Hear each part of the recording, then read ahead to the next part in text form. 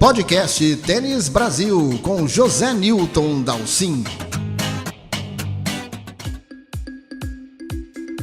Olá pessoal, grande prazer em ter vocês aqui de volta no podcast do site Tênis Brasil, torcendo para que tudo esteja muito bem com vocês, quem sabe já todos aí tentando o seu retorno às quadras, bater a sua bolinha. Olha, o tema desta semana aqui não é lá muito animador, né? Tivemos uma semana aí de notícias muito mais preocupantes para o eventual retorno do tênis agora em agosto do que positivas. Vocês sabem bem, né? Vamos começar pelas boas notícias. O governo dos Estados Unidos, o Departamento de Saúde, ele liberou a entrada dos tenistas, na verdade todos os atletas profissionais, está liberada a entrada nos Estados Unidos sem fazer a quarentena. Isso obviamente é uma boa notícia, principalmente para os brasileiros, né? Mas em compensação tivemos aí várias notícias negativas. Começou primeiro com o cancelamento de Washington logo na terça-feira. Os promotores do torneio de Washington ATP 500 não viram condições sanitárias adequadas para realizar o campeonato masculino e feminino. Então, já logo na terça-feira anunciou o cancelamento, já estava perto, né? Washington previsto para começar dia 14 de agosto. E a ATP, logo em seguida, 2 dias depois, um boletim, ela é muito estranha, minha gente. Olha, o boletim chegou aqui para a gente no final da noite de quinta-feira, que já era 2 da manhã em Londres, né? Muito estranho a ATP, através do escritório em Londres, soltar um comunicado no horário tão fora do padrão. E esse comunicado era também uma notícia ruim para anunciar o cancelamento de toda a fase asiática que poderia ser realizado depois de Roland Garros entre outubro e novembro. A WTA, no começo dessa quinta-feira, né, muitas horas antes, já havia anunciado esse cancelamento. Isso, na verdade, é bom explicar que não é uma decisão da ATP WTA. Talvez até eles tentassem, ou pelo menos prorrogassem ao máximo essa decisão, mas foi uma norma governamental. A China determinou a não realização de torneios esportivos internacionais para o resto da temporada. Então, obviamente, não havia alternativa para a ATP e WTA se não cancelarem. E olha, para a WTA é um buraco grande. Foram 7 torneios ali na fase chinesa adiados, cancelados na verdade, né? Adiados para 2021, e entre eles o Finals de Shenzhen, né? Então, um rombo grande. Estima-se aí que o prejuízo da WTA na não realização dessa gira chinesa vai estar na ordem de 30 milhões de dólares. Ou seja, a coisa está complicada. Eu vi um balanço num site britânico interessante e está dizendo que dos 62 torneios que estão previstos para o calendário tradicional, que nós teríamos a partir de agora 62 torneios até o final do ano se tudo tivesse normal, né? Mas desses 62 só um punhado tem chance de acontecer, né? Obviamente entre esses Cincinnati, o US Open, a gira de Saibro ali com Madrid, Roma e Roland Garros. 12 torneios ATP já foram cancelados, 18 ali tem alguma chance de acontecer, e dos 32 da WTA, 19 já foram cancelados. 7 deles estão ali na corda bamba, né? Então a coisa não está fácil e nós temos que olhar principalmente nesse momento para os Estados Unidos, né? Lembrando para vocês que obviamente a USTA tem um grande desejo de realizar o evento. É um evento que ela normalmente tem um faturamento, um lucro, né, estimado aí na casa de 250 milhões de dólares, é muito dinheiro. E desse dinheiro, 120 milhões vem dos direitos de transmissão de TV. E com esses 120 milhões é que a USTA conta muito, né, porque sem público, como já está programado, a televisão tem um papel fundamental na divulgação do evento e para que os fãs possam acompanhar o campeonato. Então, essa grana que entraria via direitos de televisão é o que o SWA conta muito nesse momento, né? Feito todas as contas ali, mesmo com todos os prejuízos possíveis, a organização ainda teria um lucro de $50 milhões ao final do campeonato, né? Que não é nada desprezível, ainda mais no momento de pandemia como nós estamos vivendo. O problema, minha gente, é que a situação da pandemia nos Estados Unidos não está fácil.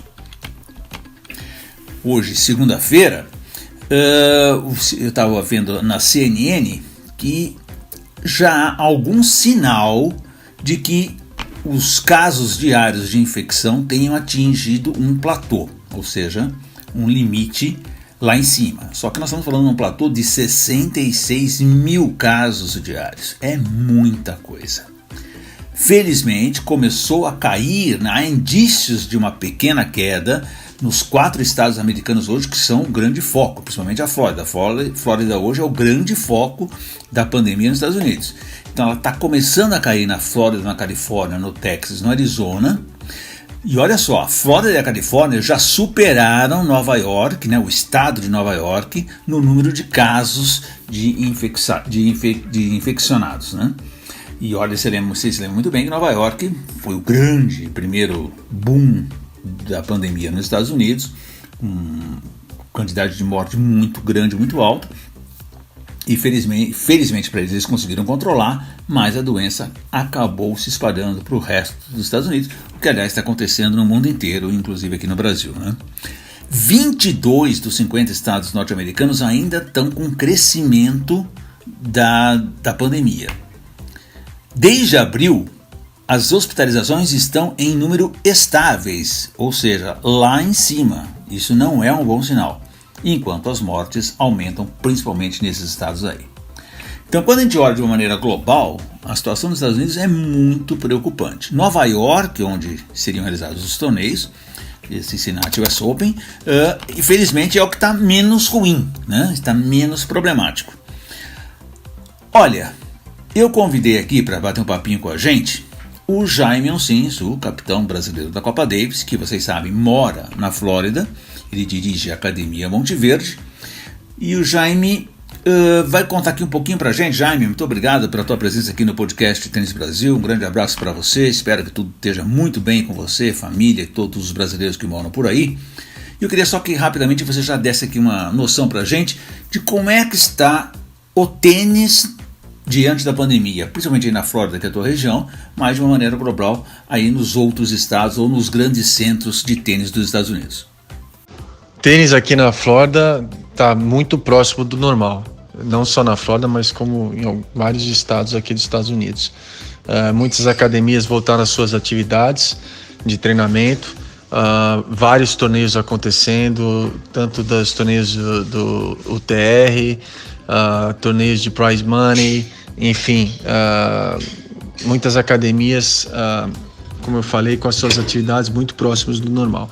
Os torneios acontecem com alguns protocolos de segurança, medindo a temperatura dos jogadores quando chegam, os espectadores, as famílias, ou seja, ficam fora, né, não ficam próximos da quadra, tem um lugar específico ali, sempre tentando respeitar, da medida do possível, a distância entre uma e outra, mas muitos torneios acontecendo, inclusive alguns jogadores aqui da Monte Verde que estão aqui agora ainda nos Estados Unidos, que moram aqui, né, em Orlando, estão jogando alguns desses torneios e vem acontecendo de uma forma bem assim até próxima da normalidade.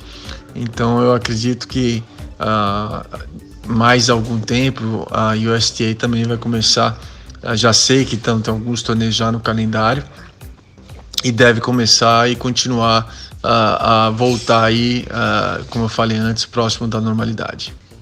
Claro que é difícil uma aposta, Jaime, mas você acredita que nós teremos Cincinnati US Open? Haverá condições de segurança para os jogadores disputarem o torneio? E, de certa forma, que é uma discussão hoje que se faz muito, não é um pouco injusto que nós tenhamos só a volta dos grandes torneios, favorecendo, obviamente, jogadores de top ali, de 50 a 100 do mundo, enquanto os tenistas que estão mais atrás do ranking não sabem sequer qual é o calendário ou se vão conseguir fazer algum torneio para o resto de 2020. Qual a tua opinião sobre isso? Em relação a US Open, Cincinnati, esses torneios que antecedem o Grand Slam, é difícil de falar, porque cada vez é uma notícia diferente. Cada semana tem uma notícia totalmente diferente da outra, então você acaba ficando sem saber. Às vezes, depois que eles anunciaram que estava confirmado com todos os protocolos de segurança, todo mundo ficou bem otimista assim, de ter a volta dos torneios. Mas, como eu falei, isso tem mudado muito. Tem sido assim, semanas, eu acredito, bem difíceis para todo mundo, tanto a USTA, que tem que tomar essas decisões, como a ATP também, que representa ali seus jogadores e que fala um pouquinho por eles. Eu acho que é uma decisão que tem que ter tomada com muita calma. A gente sabe que a situação ainda está delicada, com o vírus ainda atingindo muitas pessoas, muitas famílias, mas eu acho que a partir do momento que você tem um protocolo de segurança onde todos os jogadores estariam seguindo, todos os treinadores, enfim, todo mundo que participasse desses eventos estivesse seguido, teria uma maneira de pelo menos controlar um pouquinho mais essa parte de contaminação do Covid. Agora a questão de é justo ou não contra os jogadores, eu acho que é muito difícil se falar isso. Ao mesmo tempo que todo mundo está com ansiedade de querer voltar a jogar os torneios, você tem algumas fronteiras fechadas, principalmente aqui para os Estados Unidos, mas eles estão conseguindo a liberação de jogadores.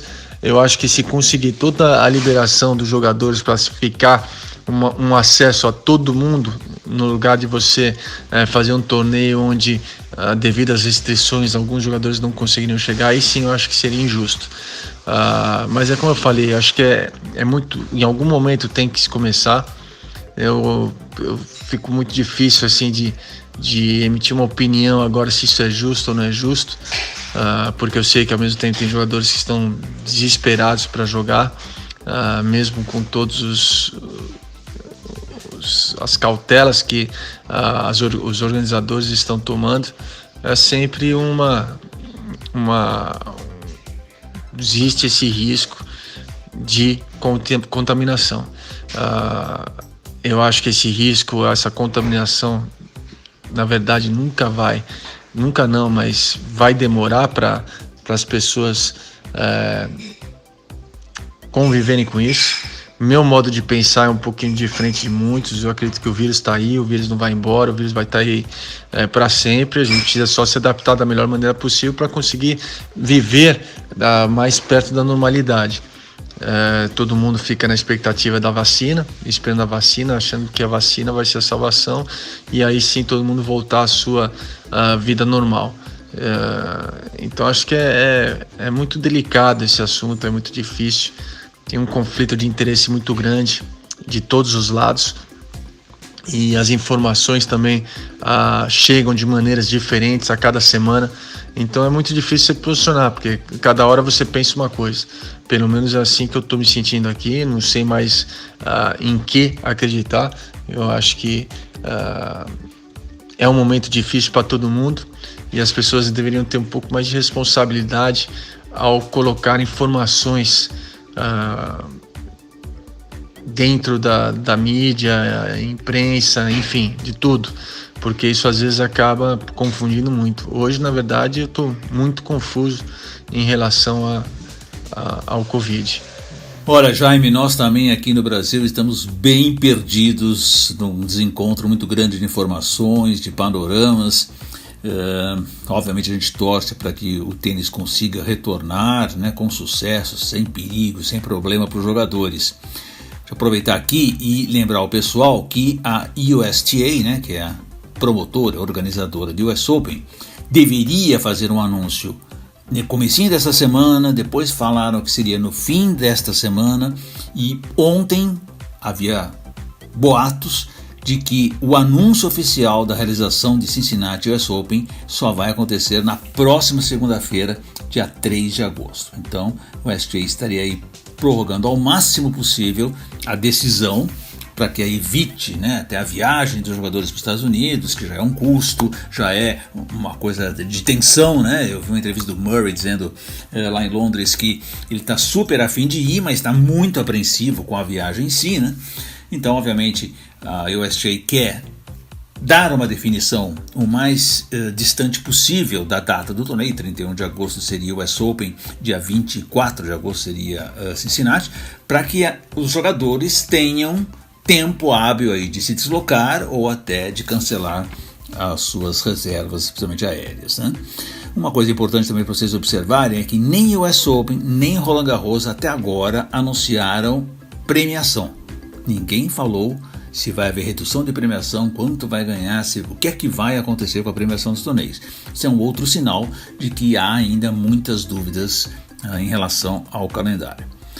Mas olha, uma coisa que eu li bastante também esses dias, principalmente na imprensa europeia, quando falando ali, obviamente os britânicos falando sobre Murray, os europeus falando muito sobre Nadal e Djokovic, é que se está liberada a entrada nos Estados Unidos, no mesmo não acontece quando houver o retorno dos jogadores para a Europa. Vamos lembrar aí que o US Open está grudadinho em Kitzbühel, que seria o primeiro torneio. Aliás, Kitzbühel é na segunda semana do US Open, e o US Open está grudado em Madrid, que seria imediatamente após, abrindo a curtíssima temporada do Saibro, com Madrid, Roma e Roland Garros. Só que esse retorno dos jogadores para a Europa pode sim ser um grande problema, porque o que acontece no momento? Há novamente uma onda de coronavírus na Europa e exatamente na Espanha. Está todo mundo extremamente preocupado com o reaparecimento, com a chamada segunda onda, na Espanha principalmente. Madrid vive uma segunda onda, Barcelona está numa situação muito preocupante, a França inclusive está aconselhando os seus cidadãos a não passarem as férias na Catalunha, a Inglaterra, o Reino Unido, a Noruega já determinaram uma quarentena de volta de 10 dias para quem eventualmente for para a Espanha, ou seja, está todo mundo muito preocupado. Segundo os últimos números que eu vi era da Espanha, eles não divulgam números no final de semana, mas já estava ali na casa de 920, quase 1.000 novos casos diários, ou seja, triplicou o retorno do vírus, triplicou nas últimas 2 semanas.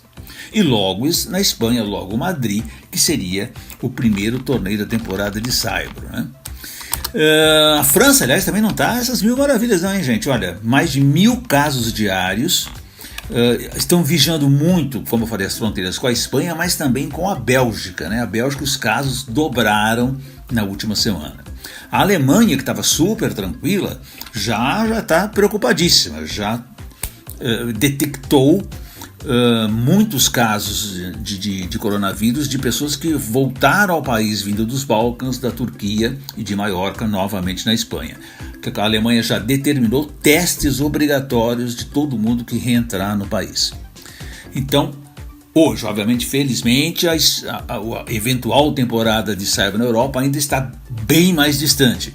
Mas vocês veem aí que há uma segunda onda, uma perspectiva de um retorno aí das infecções, até porque a Europa está indo no verão, as pessoas estão se deslocando, estão viajando, estão de férias, estão tentando recuperar a economia em todos esses países, e as pessoas, ao se deslocarem, podem provocar exatamente esse movimento do vírus para cá e para lá.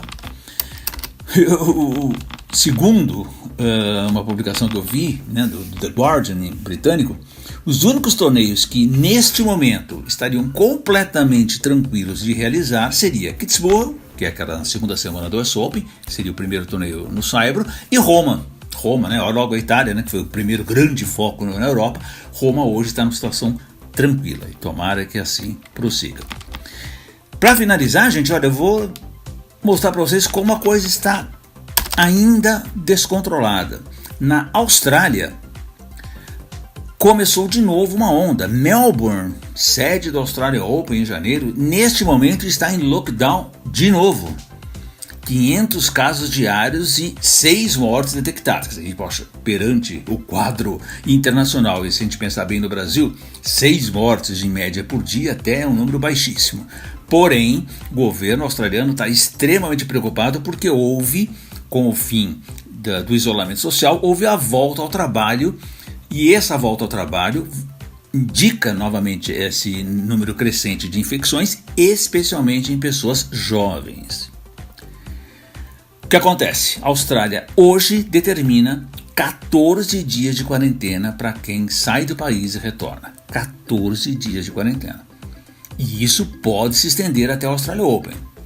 O Craig Tiley, que é o diretor do Australia Open, deu uma entrevista esse final de semana dizendo que já se prepara uma bolha, já se pensa em reduzir pelo menos a metade o público, não se permitir público de outros países durante o Australia Open, ficariam só para australianos e eventualmente os neozelandeses de público, e todos os jogadores teriam que cumprir 14 dias de quarentena ao entrar na Austrália. Vamos lembrar que, se mantido o calendário imaginado neste ano, nós teríamos até pick-up de aquecimento antes do Australia Open. Mas os jogadores teriam que fazer 14 dias de quarentena.